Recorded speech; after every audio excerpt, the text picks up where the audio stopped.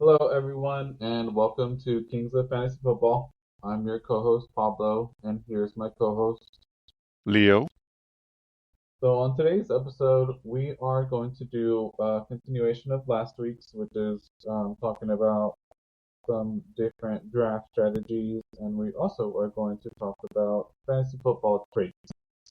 So, last week we spent time focusing on zero RB um, draft strategy. So, this week, again, we're going to talk about some other ones. So, one of the other popular draft strategies is the actual opposite of zero RB, which is zero RB. So, this draft strategy is focusing on having the position of running back. Basically, you're trying to draft uh, running backs that you don't have to worry about. So this upcoming fantasy football season, if you're going to incorporate that, then essentially, if Christian McCaffrey is available on the board whenever you draft, then you're more than likely going to draft him. And then if he's not available, then you're going to go for someone like John, pretty much the workhorse running back. So, Leo, last week you did mention that this is what you tend to lean towards. So talk about Hero RB. Yeah, so definitely you want to try to get the like like you were mentioning, like the Christian McCaffreys, the Brees Hall, Bijan Robinson, even Saquon Barkley, Jonathan Taylor. You try to get the running backs that are going to be carrying the majority of the load for each team. Uh, Obviously there's not as many as there used to be back in the day that that the most teams try to have like a bell cow. Now most teams do have a running back by committee. So what you try to do is try to hopefully get the if you miss out on those like few studs that I was talking about, then you try to get the one that's going to be getting the majority of the carries in the each team, or going to be very highly involved in the passing game and stuff like that. So that's what you try to focus on. Definitely probably the first two, three, four picks, probably at least the first 2 to 3 rounds, you'll probably be drafting a running back to that way you know you'll have an advantage over your opponents on that. Uh, just keep in mind that running backs do tend to get hammered and injured more than most uh, other positions. So you just got to keep that in mind. Now let's take some time to kind of talk this through because let's say that you're the number 10 pick in the 10-team league, and let's say the first round is just nothing, but stud receivers. And when it falls to you, you have the ability to essentially go RB back to back. So let's say you can get the Brees Hall and Jonathan Taylor back to back, or B. John Darkley. Would because of the hero RB, would you do that essentially? Would you go running back? Yeah. So if you're gonna be um, going with that strategy, yeah, you would just get yeah like a Bijan if he happens to fall that far, uh, Jonathan Taylor, even Jameer Gibbs, Saquon Barkley, those will probably be the guys that'll be available in that area. Um, even Brees Hall, maybe you get lucky that Brees Hall falls. Christian McCaffrey, unless you have like a top pick or like one or two pick, forget about it. It's a pipe dream. But that's the only way you're gonna probably be getting McCaffrey because he's gonna go early no matter what. They just signed him to a 2-year extension. He got paid, so he's a happy camper now. But I would if that's what you want to do, that's where you will go. Get two of those stud running backs, and then when it comes back around, maybe hit a receiver, and then see what other running backs are there, and go from there. If not, then maybe do a receiver and a running back, or and just see what falls to you at that point, because then it's gonna be a run. So anything, just keep in mind that if you do decide to do running back, you try to get at least one receiver when it comes back around, because if not, there's for sure there's gonna be runs of receivers before you pick and after, for sure. So that's just something to keep in mind. That if you do decide to do running back, and when it comes back to you in that turnaround, that 3-4 turn, try to get at least one receiver there, or two, depending what falls back. All right. Now, one of the things that we didn't touch base on last week, but we want to mention this week, especially again to our listeners who have not done fantasy football, is you want to keep in mind your league specific settings. So each league can vary when it comes to settings. So, for example, in my league, I give bonus points to any play that is 50 yards or more. So if it's a 50-yard touchdown, then not only are you getting points for the touchdown and the yards, but you're also getting 5 bonus points. So please keep in mind if you're, again, specific league settings or something along those lines, because that can definitely change your draft strategy. Because again, if your league gives bonus points for those long touchdowns, then maybe you want to draft players who tend to get those long touchdowns, like Tyreek Hill, AJ Brown, the people that can get those long touchdowns. So let's kind of take some time to talk about that. Rio, what kind of, any bonus points, does that change your draft strategy? I'll talk about that. Yeah, for sure. Not only the strategy, if there's bonus points, but probably the number one thing you want to see in the settings. Okay, is this going to be a PPR league that points per reception? That maybe it's a full point per reception. Is it a half point per reception? Is it a super flex league? That means if when it's a super flex, that means one of your flex positions can also be your quarterback. So that throws away, that flips the draft upside down, because then quarterbacks are gonna go early and often. So that's something you gotta take a look at. Oh, that's probably like the first step.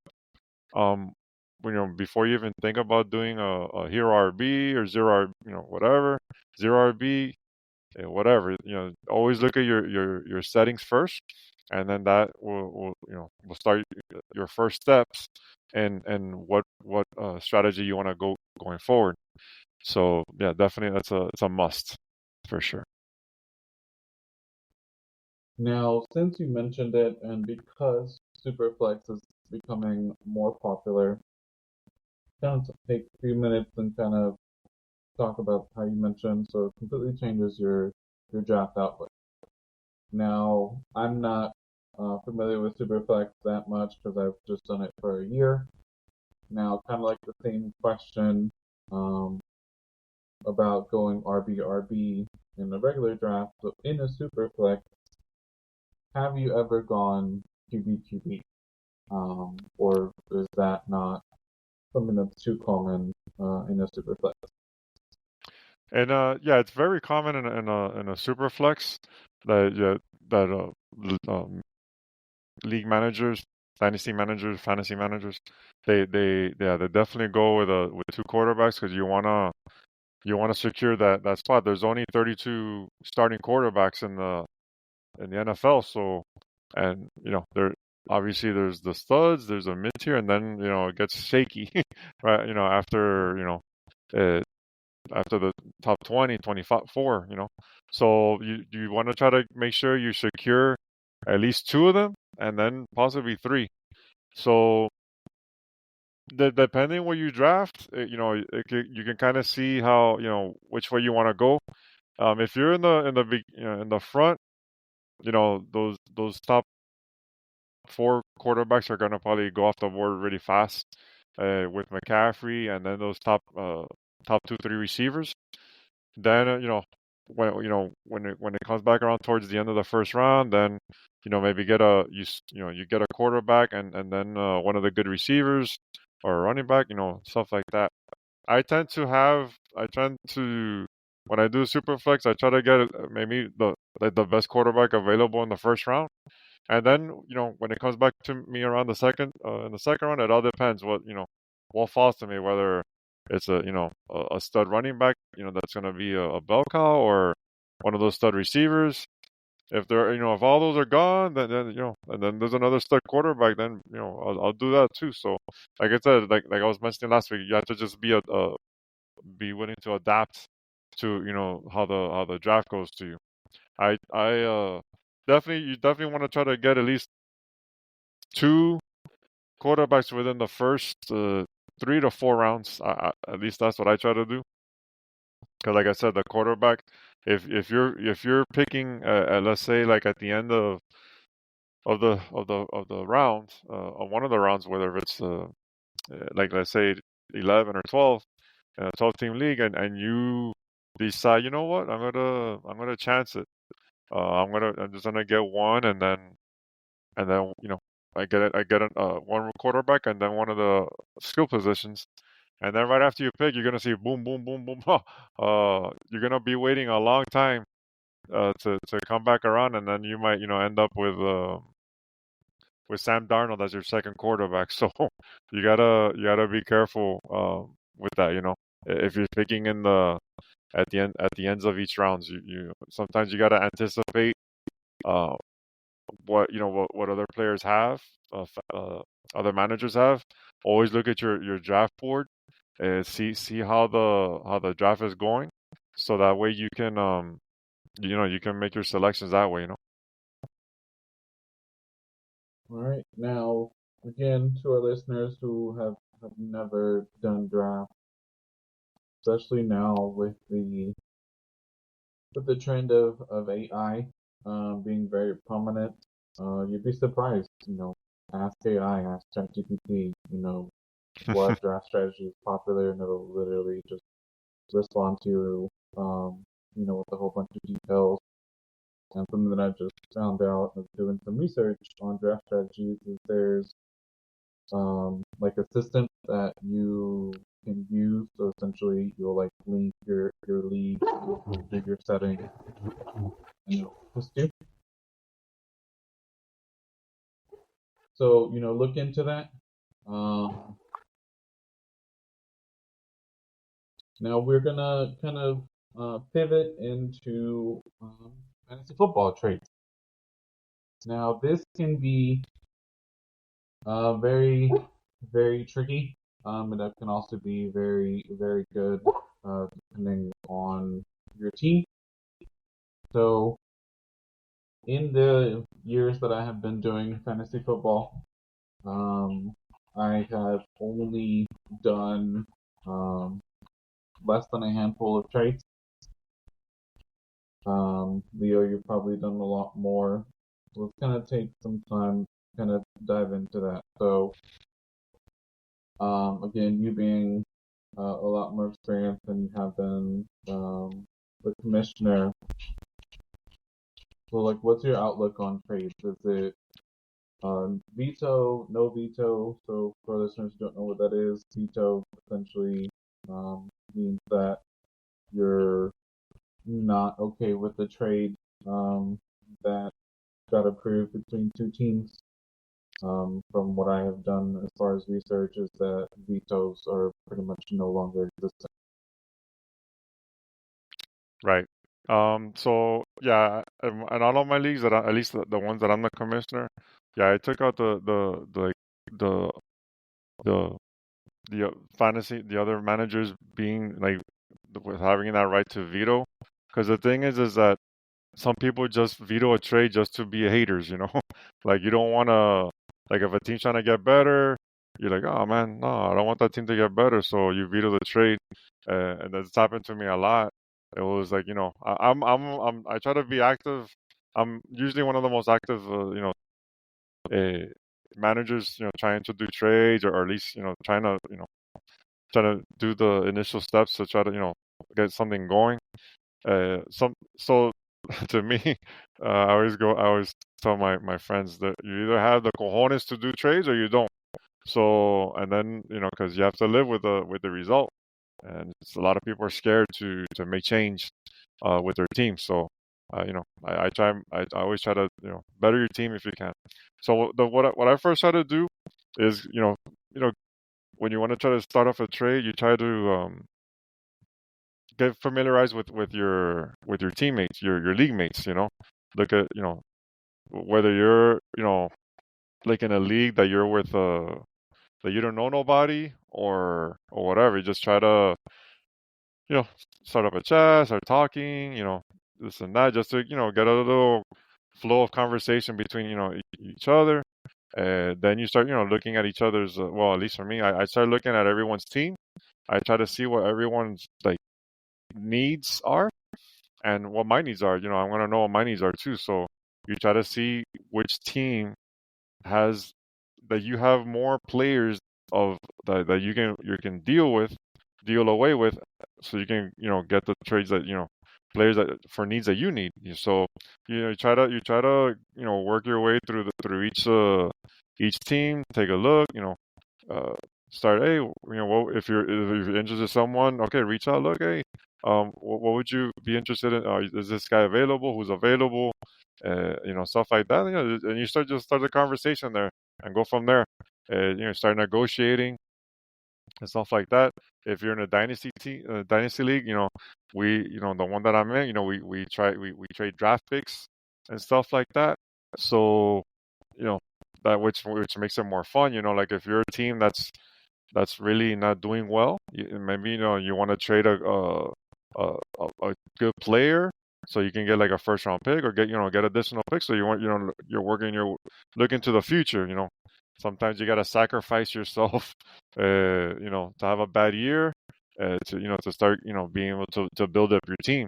If you're like in a dynasty league, so it's just different ways of going at it. Let me see. You like I said, you're trying to negotiate.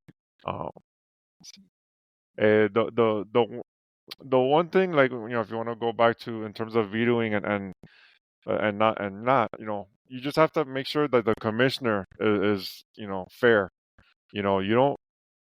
I tend to let trades go pretty much because I see like the way that one team is trading with another. I can kind of see, okay, I can see what this guy's doing.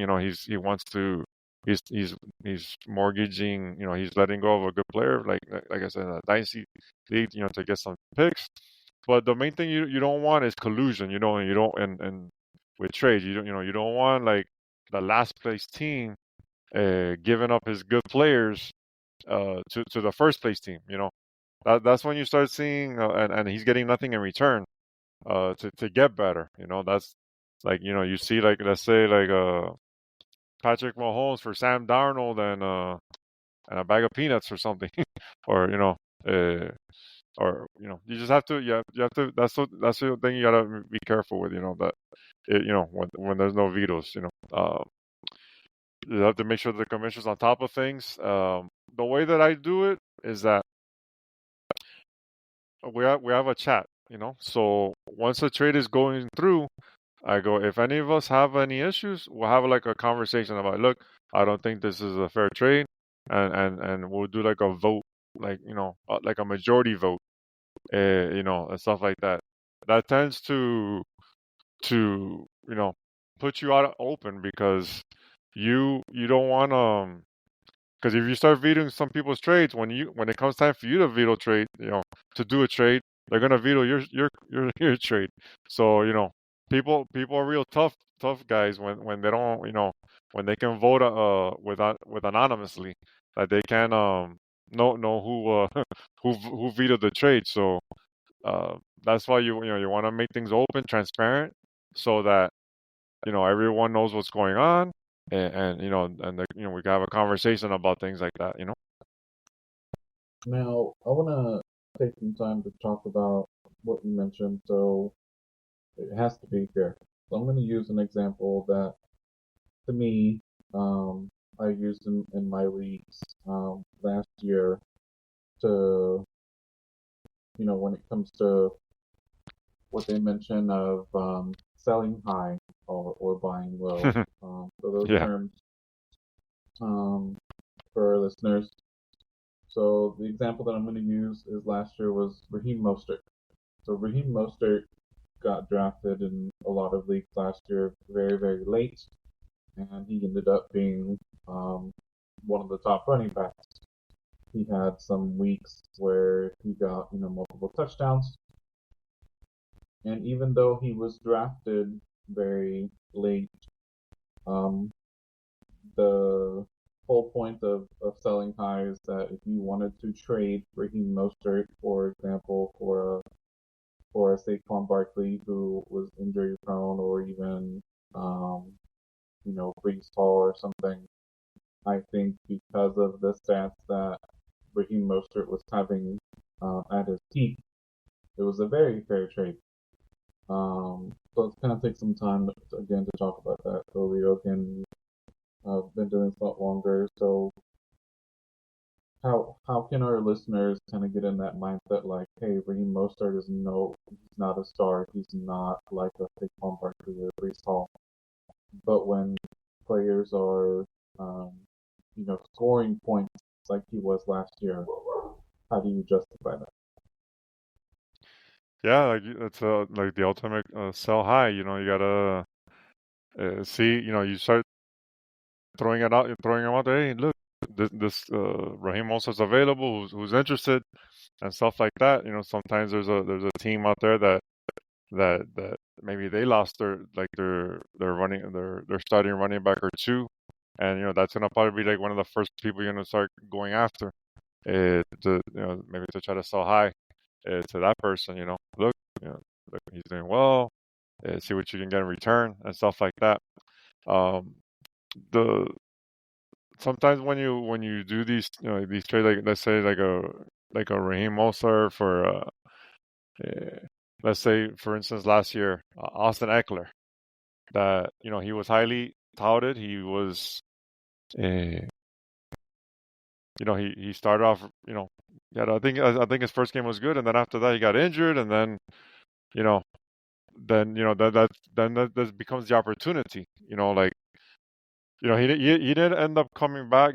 Like he had been in the past. Playing in the past, but that's something like it comes to the thing about having the cojones. Like, hey, I'm gonna trade. I think that Austin Eckler is like a buy low opportunity right now because he's hurt. Um, I'm gonna now that Raheem Mostert's doing well, I'm gonna try to send this trade. See if this guy's interested. Like this person's losing. He's not winning because Austin Eckler's been hurt. He was like a high draft pick, and you take a chance. Maybe Austin Eckler comes back, like he always is, and he's a stud, and you come out like a bandit. You get a top three running back for Raheem Mostert. So it's like a catch 22, right? You as part of the trading, bro. You gotta take chances. Sometimes you come out ahead, sometimes you don't. So it's part of the fun. So you know, So, like Leonard was mentioning, there's a risk. There's always a risk involved when you're doing trades. Something that again you want to be aware of. So whatever league that you are in, um, some fantasy leagues don't have trades at all. Others, again, it's normally the commissioner that is vetoing. And talk to the commissioner. Like Leonard saying, if you don't think it's fair, voice it. But if there's two teams that have agreed on a trade, there's a risk on both sides. Unless it's, like he said, it's um, Patrick Mahomes or Sam Darnold. Obviously, that's nowhere close to being fair. But again, there's always risk involved in trades. So again, kind of just be aware of that, and that's something that can help you. So use an example. If you start off the year 0-4, 0-5, Um, you may have to do some trades in order to become competitive again. So, especially as listeners who have never done that before, that's something that you may need to think of if you don't start the year off too well. So, again, you've been in this a lot longer. Is that what you normally have to do, when you start off 0-4, 0-5? Yeah, no doubt. There was a particular year that I think I started off 0-5. I just had bad luck, whatever. And I started doing, I did about 3 or 4 trades, like back to back to back.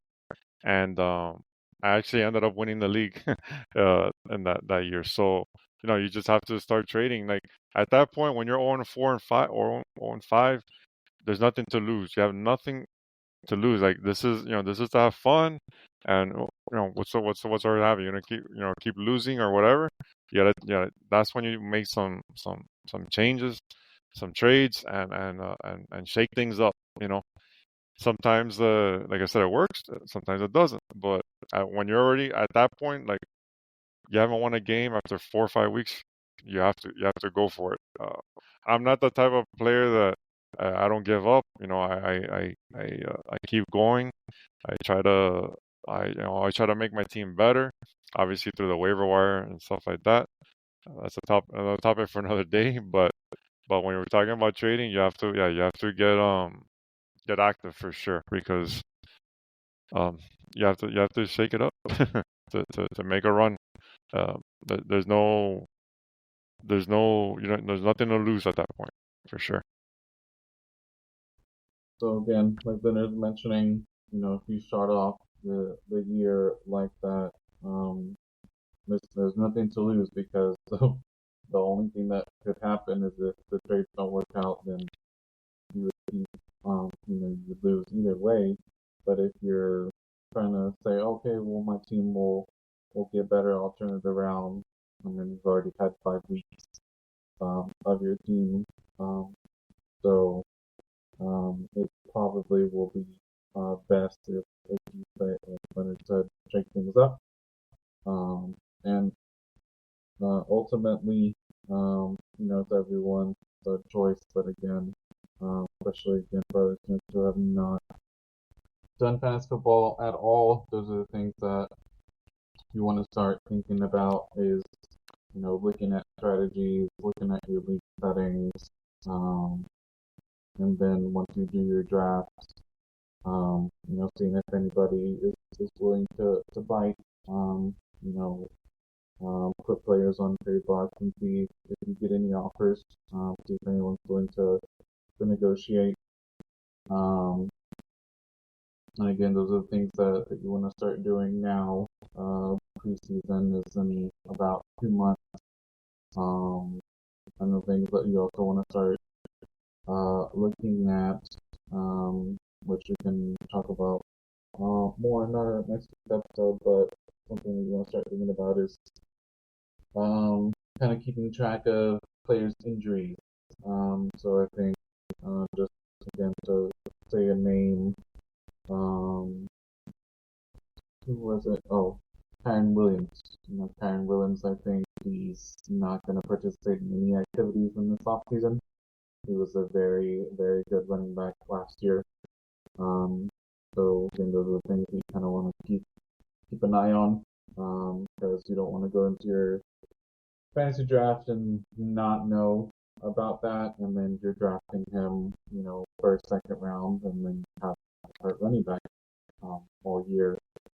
So again, those are the things you want to start thinking about.